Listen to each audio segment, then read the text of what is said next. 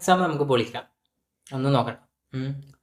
നമ്മളെ വീഡിയോ ഫുള്ളായിട്ട് കാണാം. നമ്മളെന്ത് ചെയ്യും, ഓരോ ചോദ്യവും ഓരോ ആക്ടിവിറ്റീസും എങ്ങനെയാണ് ചെയ്യേണ്ടത് എന്നും അതിൻ്റെ ട്രിക്ക് അല്ലേ, ചെറിയ ചെറിയ ട്രിക്കുകളൊക്കെ നമ്മളെന്ത് ചെയ്യും പറയും. അപ്പോൾ അതൊക്കെ എന്ത് ചെയ്യുക, ശ്രദ്ധിച്ച് കേൾക്കുക. അപ്പോൾ നമ്മൾ ഫസ്റ്റ് ടേം എക്സാം അല്ലേ, നമ്മൾ ഓണപരീക്ഷ എന്നൊക്കെ പറയുന്ന 2025-26 വർഷത്തിൽ മലയാളത്തിൻ്റെ നടത്തിയ 4ാം ക്ലാസ്സിലെ പരീക്ഷ. അപ്പോൾ നമുക്ക് എന്ത് ചെയ്യാം, ഒന്ന് നോക്കി നോക്കാം. സമയമൊക്കെ 2 മണിക്കൂറും 15 മിനിറ്റൊക്കെ ഉണ്ട് അല്ലേ. എളുപ്പത്തിലുള്ളവർക്ക് ഒന്നും എന്തില്ല, അത്രയൊന്നും ആവശ്യമൊന്നും ഉണ്ടാവില്ല. ഒന്നാമത്തെ ചോദ്യം നോക്കാം. അതിൽ ശ്രദ്ധിക്കേണ്ടത്, എല്ലാ പരീക്ഷയ്ക്കും ആദ്യത്തെ 15 മിനിറ്റ് കൂൾ ഓഫ് ടൈം ആയിരിക്കും അല്ലേ, സമാശ്വാസ സമയം അല്ലേ. പരമാവധി അതൊക്കെ ഉപയോഗിക്കാം. നന്നായിട്ട് എന്ത് ചെയ്യുക, ചോദ്യങ്ങളൊക്കെ വായിക്കാം. വീഡിയോയുടെ അവസാനത്തിൽ കുട്ടികൾക്ക് വേണ്ടിയിട്ട് ഒരു സ്പെഷ്യൽ ഗെയിം ഉണ്ട്, മറക്കാതെ കളിക്കാം. ഓക്കെ, പ്രവർത്തനം 1, വായിക്കാം എഴുതാം അല്ലേ. താഴെയുള്ള ഒരു ഖണ്ഡിക കൊടുത്തിട്ടുണ്ട്. ആ ഖണ്ഡിക എന്ത് ചെയ്യുക, നന്നായിട്ടൊന്ന് വായിച്ചിട്ട് താഴെയുള്ള ചോദ്യങ്ങൾക്ക് ഉത്തരം പറയുകയാണ് വേണ്ടത് അല്ലേ. അപ്പോൾ നമ്മൾ എന്ത് ചെയ്യണം, ശരിക്കും പരീക്ഷയ്ക്ക് ശ്രദ്ധിക്കേണ്ടത്, ഇത്തരം ചോദ്യത്തിൽ ആദ്യം തന്നെ നമ്മൾ എന്ത് ചെയ്യണം, ഒരു 2-3 തവണ ചുരുങ്ങിയത് നമ്മൾ എന്ത് ചെയ്യണം, അത് നന്നായിട്ട് വായിക്കണം. കാരണം അത്ര എളുപ്പമുള്ള ചോദ്യമല്ലേ, ഒറ്റ മാർക്ക് പോലും എന്ത് ചെയ്യരുത്, നമ്മൾ മിസ് ചെയ്യാൻ പാടില്ല. ഓക്കെ, അപ്പോൾ ആദ്യത്തിൽ നമുക്ക് എന്ത് ചെയ്യാം നോക്കാം, വായിച്ചു നോക്കാം. മുമ്പ് കുറേ വർഷങ്ങൾക്ക് മുമ്പ് ആരോ വലിച്ചെറിഞ്ഞ ഒരു വിത്തിനുള്ളിൽ ഉറങ്ങിക്കിടന്നിരുന്ന ഒരു കുഞ്ഞായിരുന്നു ഞാൻ. മണ്ണിൻ്റെ മടിയിൽ അമ്മയുടെ മടിത്തട്ടിലെന്ന പോലെ ഞാൻ മയങ്ങിക്കിടന്നു. ഇറ്റുവീണ മഴത്തുള്ളികൾ എൻ്റെ കവിളിൽ ഉമ്മ വെച്ചു. ഇളങ്കാറ്റ് സ്നേഹത്തോടെ എന്നെ തലോടി. നിറഞ്ഞ ചിരിയോടെ സൂര്യൻ എൻ്റെ തലയ്ക്കു മുകളിൽ തെളിഞ്ഞു നിന്നു. കുഞ്ഞിലകൾ വിടർത്തി ഞാനും തലയാട്ടിച്ചിരിച്ചു. കാലം കടന്നുപോയി. ഞാനൊരു മരമായി വളർന്നു. എത്രയോ പേർക്ക് തണലേകി, കൂടൊരുക്കി, പഴങ്ങൾ നൽകി. കാൽവിരലുകൾ നീട്ടി പുഴയെയും കൈവിരലുകൾ നീട്ടി മേഘത്തെയും ഒരേ സമയം തൊട്ടു. ഞാൻ എത്ര സന്തോഷിച്ചെന്നോ. പെട്ടെന്നാണ് എല്ലാം തകിടം മറിഞ്ഞത്. ആഞ്ഞു വീശിയ കോടാലി മൂർച്ചയിൽ എൻ്റെ കൈകാലുകൾ മുറിച്ചു നീക്കപ്പെട്ടു.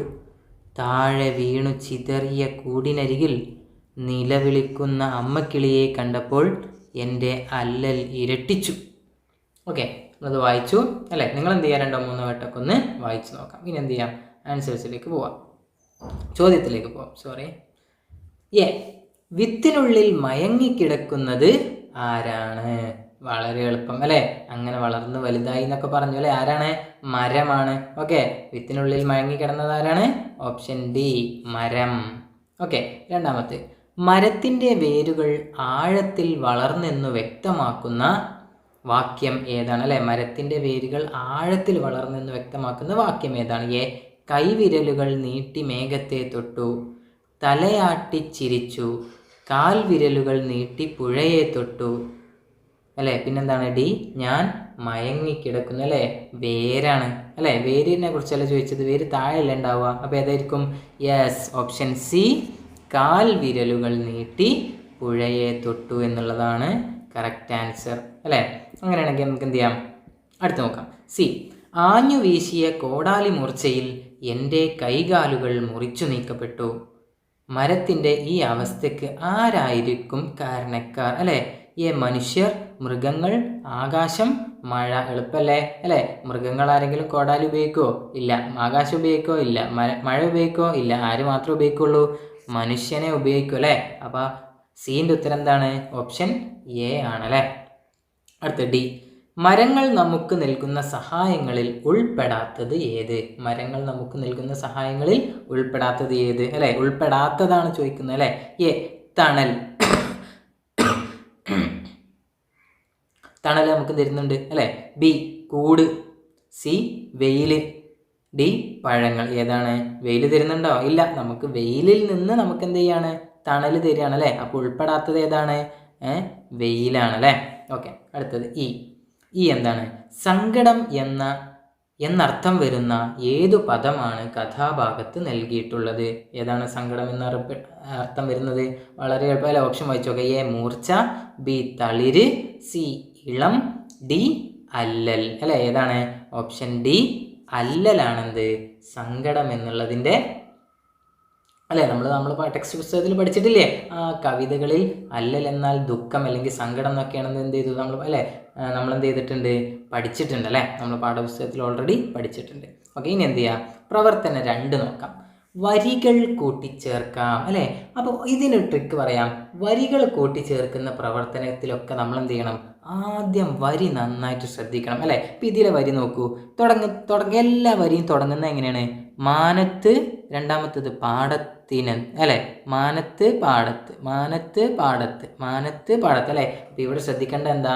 നമ്മൾ എഴുതുമ്പോഴും ആദ്യത്തെ വരി മാനത്താണെങ്കിൽ രണ്ടാമത്തെ വരി പാടത്ത്, അങ്ങനെ തന്നെ എന്ത് ചെയ്യണം? നമ്മൾ അതിൻ്റെ താളവും ഈണവും ശ്രദ്ധിക്കണം അല്ലേ? അതാണ് നമ്മൾ ഏറ്റവും ശ്രദ്ധിക്കേണ്ടത്. അതേപോലെ തന്നെ ഇതിൻ്റെ അവസാനത്തിൽ നോക്കി, വരുമാഘോഷം, രണ്ടാമത്തേൽ സന്തോഷം, കുഴൽ പാട്ടും വിതപ്പാട്ടും, തേരോട്ടം നീരോട്ടം അല്ലേ? അപ്പോൾ അവിടെയാണ് നമ്മൾ എന്ത് ചെയ്യേണ്ടത്? കാര്യമായിട്ട് ശ്രദ്ധിക്കേണ്ടത് അല്ലേ? അത് ശ്രദ്ധിച്ചാൽ തന്നെ നമ്മൾ ടീച്ചർ ഇങ്ങനെ നോക്കുമ്പോൾ ശരിയായിട്ടുണ്ടല്ലോ, വെരി ഗുഡ്സ് എന്നൊക്കെ പറഞ്ഞിട്ട് എന്ത് ചെയ്തും നമുക്ക് നല്ല മാർക്കൊക്കെ തരും. അപ്പോൾ അതെന്ത് ചെയ്യണം? നന്നായിട്ട് ശ്രദ്ധിക്കണം. ഒരു വരി 4 വരി എഴുതിയിട്ടുണ്ട്, നോക്കാം. എന്താണ്?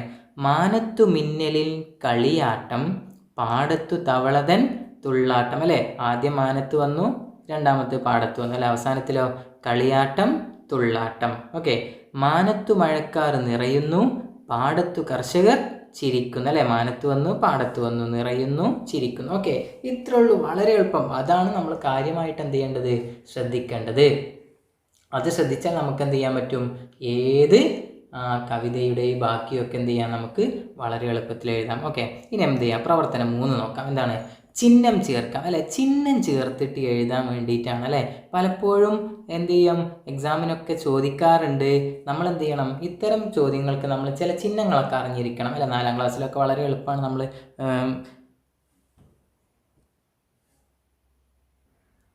ഓക്കെ, 3ാമത്തെ പ്രവർത്തനം നോക്കാം. എന്താണ്? ചിഹ്നനം ചേർക്കാം അല്ലെ? ചിഹ്നമല്ല, പലപ്പോഴും കുട്ടികളൊക്കെ ചിഹ്നം എന്നാ വായിക്കാറില്ല. എന്താണ്? ചിഹ്നനമാണ്. ചിഹ്നനം ചേർക്കാം അല്ലെ? നോക്കാം. താഴെ കൊടുത്തിരിക്കുന്ന ഭാഗം വായിച്ച് ഉചിതമായ ചിഹ്നനങ്ങൾ ചേർത്തെഴുതുക അല്ലെ? അഥവാ എന്താണ് ഈ ചിഹ്നനം എന്ന് പറഞ്ഞാൽ അല്ലെ? എല്ലാവർക്കും അറിയാം. ഇംഗ്ലീഷിലാണ് നമുക്ക് എല്ലാവർക്കും അറിയാം. ഫുൾ സ്റ്റോപ്പ്, കോമ അല്ലെ, എക്സ്ക്ലമേഷൻ മാർക്ക് എന്നൊക്കെ പറയാം അല്ലേ? മലയാളത്തിൽ എന്താ പറയുക? ഫുൾ സ്റ്റോപ്പിന് എന്താ പറയുക?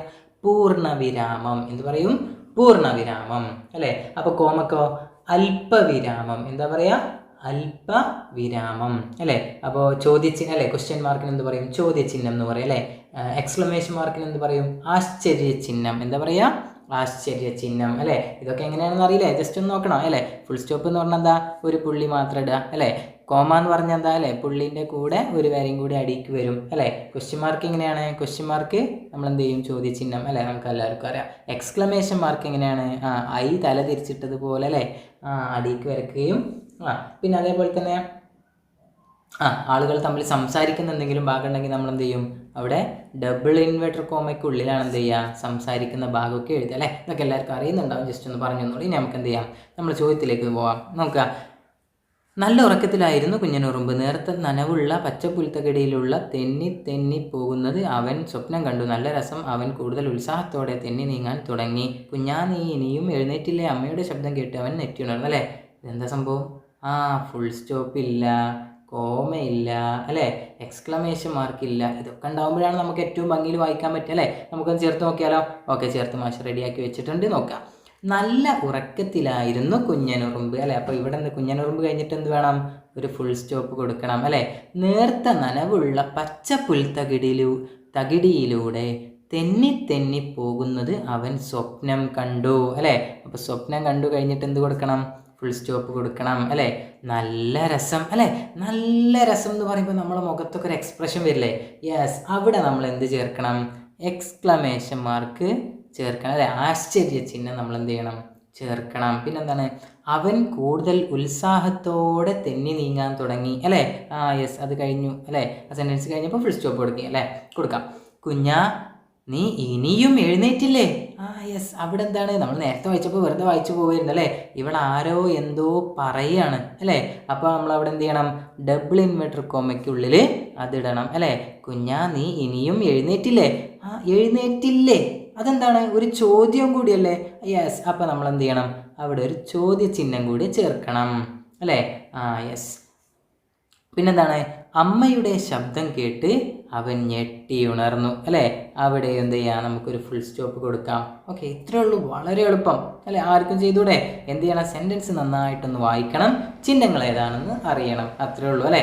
Very simple. അങ്ങനെ നമുക്ക് എന്ത് ചെയ്യാം, അടുത്തതിലേക്ക് പോയി നോക്കാം. പ്രവർത്തനം 4. പ്രവർത്തനം 4 എന്തുമായി ബന്ധപ്പെട്ടതാണ്? പ്രവർത്തനം 4-ൽ 2 പ്രവർത്തനമുണ്ട്. അവയിൽ ഒന്നിനു മാത്രം ഉത്തരം എഴുതിയാൽ മതി. എളുപ്പല്ലേ? യെസ്. 4A എന്താണ്? സംഭാഷണമാണ് അല്ലേ. സംഭാഷണം നോക്കാം. ആബിദക്കുട്ടിയുടെ കൈവിട്ട് പറന്നുയർന്ന പട്ടൂസ് മാനത്തു പറന്നു നടന്നു അല്ലേ. നമ്മളെ പട്ടൂസിന് നമ്മളെ പാഠത്തിൽ നമുക്ക് അറിയാം അല്ലേ. അറിയാത്ത ആരുമില്ലല്ലോ. യെസ്, എല്ലാവർക്കും അറിയാം പട്ടൂസിനെ അല്ലേ. അപ്പോൾ എന്താണ്, അവനിങ്ങനെ മാനത്ത് പറന്ന് നടക്കുകയാണ്. അവനാകെ പ്രയാസമായി. പട്ടൂസിൻ്റെ വിഷമം കണ്ട് അമ്പിളി അമ്മാവൻ കാര്യം തിരക്കി. എന്തൊക്കെയാവും പട്ടൂസും അമ്പിളി അമ്മാവനും തമ്മിൽ പറഞ്ഞിട്ടുണ്ടാവുക? അതൊന്ന് നമ്മളോട് എന്ത് പറയാണ്, ഒരു സംഭാഷണ രൂപത്തിൽ എഴുതാൻ വേണ്ടിയിട്ട് പറയുകയാണ്.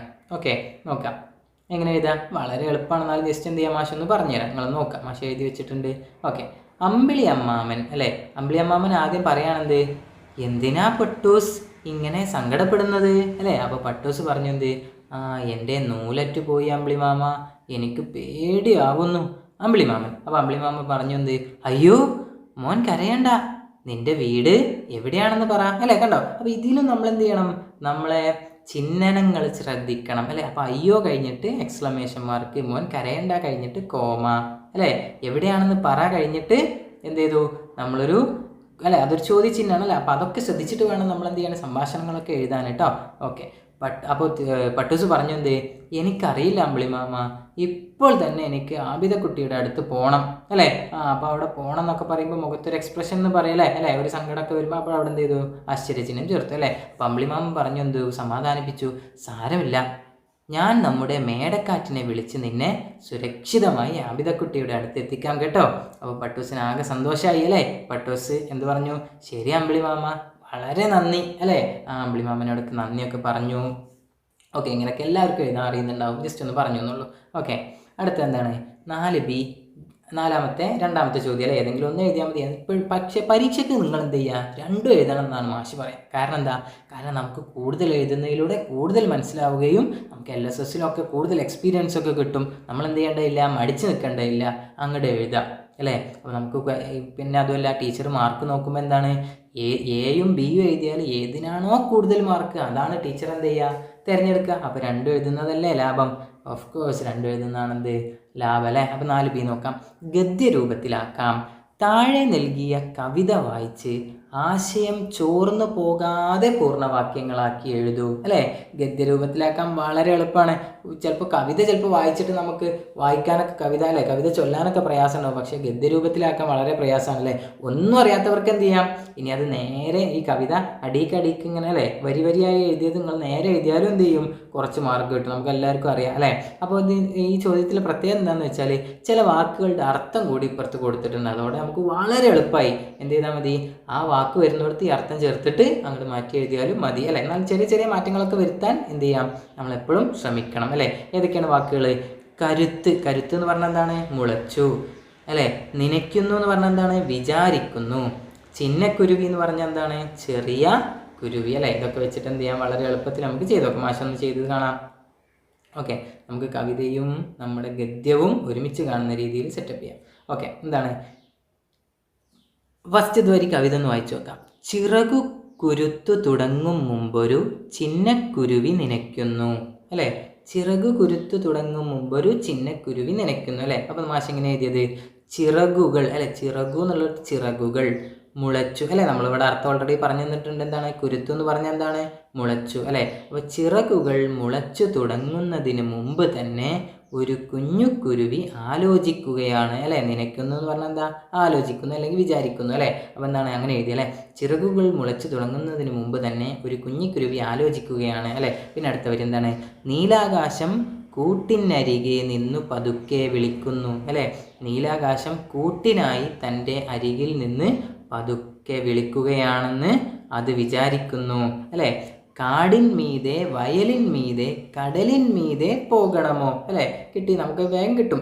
കാടിനും വയലിനും കടലിനും മീതെ പറന്നു പോകണമോ അതോ ഇളങ്കാറ്റ് അല്ലേ. അത് അടുത്ത വരിയാണ് അല്ലേ.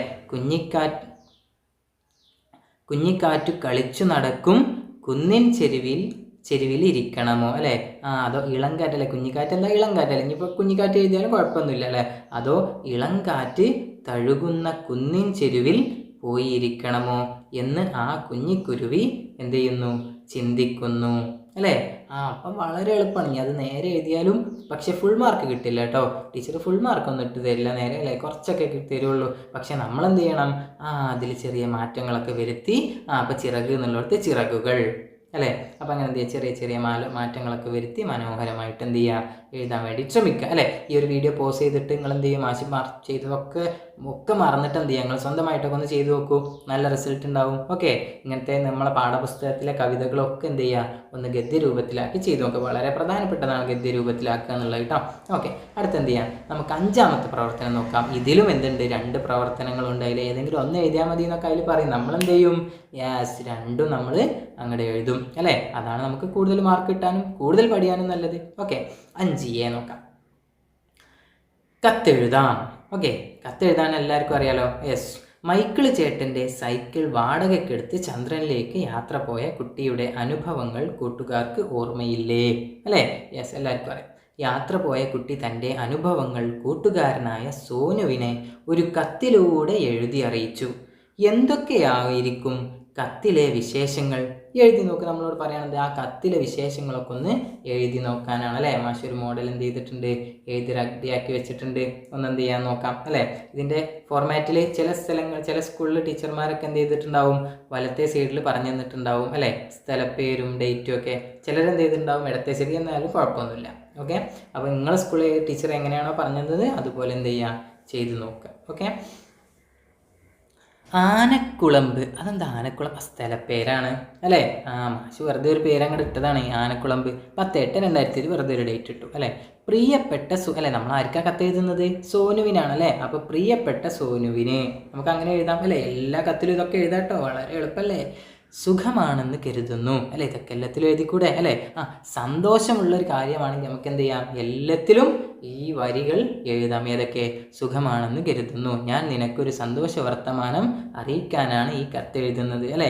എല്ലാത്തിലും എഴുതാലോ, ഏത് കത്താണെങ്കിലും എഴുതാലോ, വളരെ എളുപ്പമല്ലേ? അതുപോലെ തന്നെ സ്നേഹത്തോടെ അപ്പു, അതൊക്കെ എല്ലാത്തിലും എഴുതാം അല്ലേ? നോക്കാം, ബാക്കി നോക്കാം. കഴിഞ്ഞ ദിവസം ഞാൻ മൈക്കിൾ ചേട്ടൻ്റെ കടയിൽ നിന്ന് ബെല്ലും ബ്രേക്കും ഇല്ലാത്ത ഒരു സൈക്കിൾ എടുത്ത് ചന്ദ്രനിലേക്ക് ഒരു സങ്കല്പയാത്ര നടത്തി. വഴിയിൽ മേഘത്തിൽ വെച്ച് കാലൊളുക്കിയിരുന്ന ചന്ദ്രൻ എന്ന കുഞ്ഞിനെ ഞാൻ കണ്ടുമുട്ടി. ഞാൻ അവനെയും സൈക്കിളിന് പിന്നിലിരുത്തി നമ്മുടെ ഭൂമിയിലേക്ക് കൂട്ടിക്കൊണ്ടുവന്നു. ഞങ്ങൾ ഇവിടെ നന്നായി സൈക്കിൾ ചവിട്ടി രസിച്ചു. അമ്പിളിമാമനോടൊപ്പം കളിച്ചത് എനിക്ക് മറക്കാൻ കഴിയില്ല. ബാക്കി വിശേഷങ്ങൾ കാണുമ്പോൾ നേരിട്ട് പറയാം. സ്നേഹത്തോടെ അപ്പോ. ഓക്കെ, വളരെ എളുപ്പത്തിൽ എല്ലാവർക്കും എഴുതാം അല്ലേ? അതിൻ്റെ ഫോർമാറ്റ് നമ്മൾ എന്ത് ചെയ്താൽ മതി? അതിൻ്റെ രൂപഘടനയൊക്കെ എന്ത് ചെയ്താൽ മതി? നമ്മളൊന്ന് ശരിയാക്കി എടുത്താൽ മാത്രം മതി. ഓക്കെ, ഒന്ന് സ്വന്തമായിട്ട് എന്ത് ചെയ്യുക? വേറൊരു മോഡലിലൊക്കെ എന്ത് ചെയ്യുക? സ്വന്തമായിട്ടൊക്കെ ഒന്ന് എഴുതി നോക്കുക. ഓക്കെ, അടുത്തെന്താണ്? 5B എന്താണ്? യാത്രാനുഭവ വിവരണം അല്ലേ? നമ്മളൊക്കെ യാത്ര പോവാറുണ്ട് അല്ലേ? അതിൻ്റെ വിവരണം തയ്യാറാക്കാൻ വേണ്ടിയിട്ടാണ്. നമ്മൾ പാഠപുസ്തകത്തിൽ ഒരു യാത്രാ വിവരണ കുറിപ്പ് ഉണ്ടായിരുന്നല്ലോ. ഏതായിരുന്നു? യെസ്, നീലഗിരിയുടെ റാണി അല്ലേ? നമ്മൾ നല്ല ഊട്ടിയിലേക്ക് എന്ത് ചെയ്യാണ്? ട്രെയിനിലൂടെ കാട്ടിലൂടെ ഇങ്ങനെ പോകുന്ന അല്ലേ പാഠഭാഗം എല്ലാവർക്കും ഓർമ്മയൊക്കെ ഉണ്ടാവും അല്ലേ? എന്തൊരു മനോഹരമായിട്ടാണ് അതൊക്കെ അവതരിപ്പിച്ചിട്ടുള്ളത് അല്ലേ? കഥാകൃത്ത് അല്ലേ? ആ യാത്രാവിവരണം എന്ത് മനോഹരമായിട്ടാണ് എഴുതിയിട്ടുള്ളത് അല്ലേ? അപ്പം നമ്മൾ എന്ത് ചെയ്യണം? യാത്രാവിവരണം ഞാൻ രാവിലെ എണീറ്റു, സ്കൂളിൽ അല്ലെ ബസ്സിൽ കയറി, അവിടെ അത് കണ്ടു ഇത് കണ്ടു എന്ന് മാത്രം എഴുതിയാൽ പോരെ. എന്ത് ചെയ്യണം? നല്ല മനോഹരമായിട്ട് വർണ്ണിച്ച് അതിൻ്റെ സൗന്ദര്യം അല്ലേ? നമ്മളെ യാത്രാവിവരണ കുറിപ്പ് എഴുതുമ്പോൾ നമ്മളെ യാത്രയിലുള്ള സൗന്ദര്യം എന്ത് ചെയ്യണം? വായിക്കുന്ന ആൾക്ക് യെസ് അനുഭവപ്പെടണം. അത്തരത്തിലാണ് നമ്മൾ എന്ത് ചെയ്യേണ്ടത്? ഇത് എഴുതണം അല്ലേ? അതുപോലെ എല്ലാ യാത്രാ വിവരണ കുറിപ്പിലും നല്ലൊരു തലക്കെട്ട് കൊടുക്കാനും നമ്മൾ എന്ത് ചെയ്യണം? ശ്രമിക്കണം അല്ലേ? നമ്മളെ പാഠപുസ്തകത്തിൽ എന്തായിരുന്നു? നീലഗിരിയുടെ റാണി എന്നായിരുന്നു അല്ലേ? ഒരു ട്രെയിൻ യാത്ര അല്ലേ? ഊട്ടിയിലേക്ക് പോയതിനെ എന്ത് മനോഹരമായിട്ടാണ് തലക്കെട്ട് കൊടുത്തത് അല്ലേ? നീലഗിരിയുടെ റാണി അല്ലേ? അതുപോലെ നമ്മൾ എന്ത് ചെയ്യണം? മനോഹരമായ തലക്കെട്ട് കൊടുക്കണം. അതുപോലെ തന്നെ ശ്രദ്ധിക്കേണ്ട എന്താണ്? നമ്മൾ ആരുടെ കൂടെയാണ് പോയത്, എവിടേക്കാണ് പോയത്, എന്തൊക്കെ അല്ലേ? ഇതൊക്കെ ഒന്ന് എഴുതിയെടുക്കുന്നത് നല്ലതാണ് കേട്ടോ. നമ്മൾ ആരുടെ കൂടെയാണ് അല്ലേ? അപ്പോൾ ഒന്നാമത്തെ എന്തായിരുന്നു? തലക്കെട്ട് കൊടുക്കണം.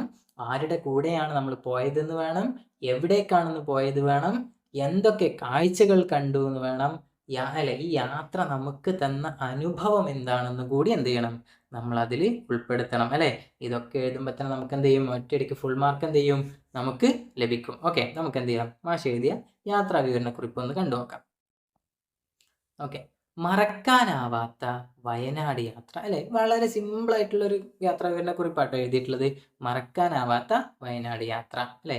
നോക്കാം, കഴിഞ്ഞ വെക്കേഷൻ കാലത്താണ് അച്ഛനും അമ്മയ്ക്കും ചേച്ചിക്കുമൊപ്പം ഞാൻ വയനാട്ടിലേക്ക് യാത്ര പോയത് അല്ലെ. അപ്പൊ ആരുടെ കൂടെയാണെന്ന് വന്നു അല്ലെ.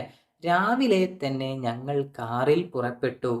ചുരവും തുരങ്കങ്ങളും താണ്ടി മുകളിലേക്ക് കയറുമ്പോൾ തണുത്ത കാറ്റ് ഞങ്ങളെ പുണർന്നു അല്ലെ. നമ്മളെന്ത് ചെയ്യാണ്, അത്രയും മനോഹരമായിട്ട് എഴുതുകയാണ് അല്ലെ. വെറുതെ എഴുതുകയാണെങ്കിൽ എന്താ, ഞങ്ങൾ ചുരം കയറി മുകളിലെത്തിന്ന് എഴുതിയാൽ മതിയോ, പോരാ, നല്ല മനോഹരമായിട്ട് എഴുതണം അല്ലെ. വഴിയിലുടനീളം പച്ചപ്പു നിറഞ്ഞ തേയിലത്തോട്ടങ്ങളും കുന്നുകളും മനോഹരമായ കാഴ്ചയായിരുന്നു. ബാനസുര സാഗർ ഡാമിൽ ഞങ്ങൾ സ്പീഡ് ബോട്ട് സവാരി നടത്തി. ഡാമിലെ വെള്ളത്തിൽ കാറ്റിൻ്റെ കുളിരേറ്റ് യാത്ര ചെയ്തത് വലിയ ആവേശമായിരുന്നു.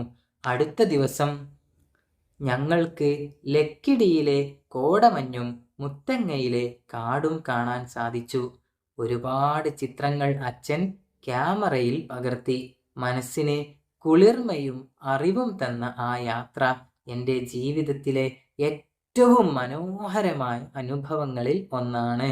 ഓക്കെ, വളരെ കുറച്ചല്ലേ മാഷ് ചെയ്തിട്ടുള്ളൂ അല്ലേ. സാധ്യമാവുന്ന രീതിയിൽ നമ്മൾ എന്ത് ചെയ്യുക, അതിനെ മനോഹരമാക്കിക്കൊണ്ട് നമ്മൾ അനുഭവങ്ങളൊക്കെ എന്ത് ചെയ്യുക, അതിൽ ഉൾപ്പെടുത്തുക എന്നുള്ളത് തന്നെയാണ് എന്ത് ഇതിലെ ഏറ്റവും പ്രാധാന്യമുള്ളത് അല്ലേ. അപ്പൊ ഇനി മാഷിന് പറയാനുള്ളത് എന്താണ്, നിങ്ങൾ നന്നായിട്ട് എന്ത് ചെയ്യുക, ഇപ്പൊ ഇതൊക്കെ കേട്ടിട്ടുണ്ടാവും അല്ലെ. ഇനി സ്വയം എന്ത് ചെയ്യുക, ഈ ചോദ്യത്തിന്റെ ഉത്തരമൊക്കെ സ്വയം ഒന്ന് എന്ത് ചെയ്യുക, എഴുതി നോക്കുക. അതുപോലെ തന്നെ നോട്ട് പുസ്തകത്തിൽ നിങ്ങൾ ക്ലാസ് റൂം എന്നൊക്കെ എഴുതിയില്ലേ, അതൊക്കെ എന്ത് ചെയ്യുക, സ്വന്തമായിട്ടൊന്ന് അതിന്റെ ഉത്തരങ്ങളൊക്കെ എന്ത് ചെയ്യുക, ഒന്ന് എഴുതി നോക്കുക. അതുപോലെ തന്നെയാണ് എന്ത് ചെയ്യുക, പരീക്ഷയ്ക്കും വരിക. നന്നായിട്ട് പഠിച്ച് ഉഷാറായിട്ട് പോവുക. നമ്മളെ ക്ലാസ്സൊക്കെ ഇഷ്ടപ്പെട്ടിട്ടുണ്ടെങ്കിൽ എന്ത് ചെയ്യുക, നമ്മളെ ചാനലൊക്കെ ഒന്ന് സബ്സ്ക്രൈബ് ചെയ്ത് ലൈക്ക് അടിച്ച് നിങ്ങളുടെ അഭിപ്രായങ്ങളൊക്കെ എന്ത് ചെയ്യുക, ഒന്ന് കമന്റ് അടിക്കുക. അപ്പോൾ നമ്മുടെ ക്ലാസ്സിലെ നിങ്ങൾക്ക് ഇഷ്ടപ്പെട്ട ഭാഗവും നമ്മുടെ യൂട്യൂബ് വീഡിയോയിൽ നിങ്ങൾക്ക് ഇഷ്ടപ്പെട്ട ഭാഗവും ഒക്കെ എന്ത് ചെയ്യാം, നിങ്ങൾക്ക് പറയാം. ഓക്കെ, മാഷിന്റെ ശബ്ദം മനസ്സിലാവുന്നില്ലെങ്കിൽ അത് പറയാം അല്ലെ. ഇനി ഇഷ്ടപ്പെട്ടാൽ അത് പറയാം. ഓക്കെ, നിങ്ങളുടെ അഭിപ്രായങ്ങൾ വെച്ചിട്ട് നമുക്ക് എന്ത് ചെയ്യാം, ക്ലാസ് ഒന്നുകൂടി സൂപ്പറാക്കാം. ഓക്കെ, നമ്മൾ ഓൺലൈൻ എക്സാമുകളൊക്കെ നടത്താറുണ്ട് നമ്മളെ വാട്സപ്പ് ഗ്രൂപ്പിൽ. അത് അറിയാത്തവരുണ്ടോ?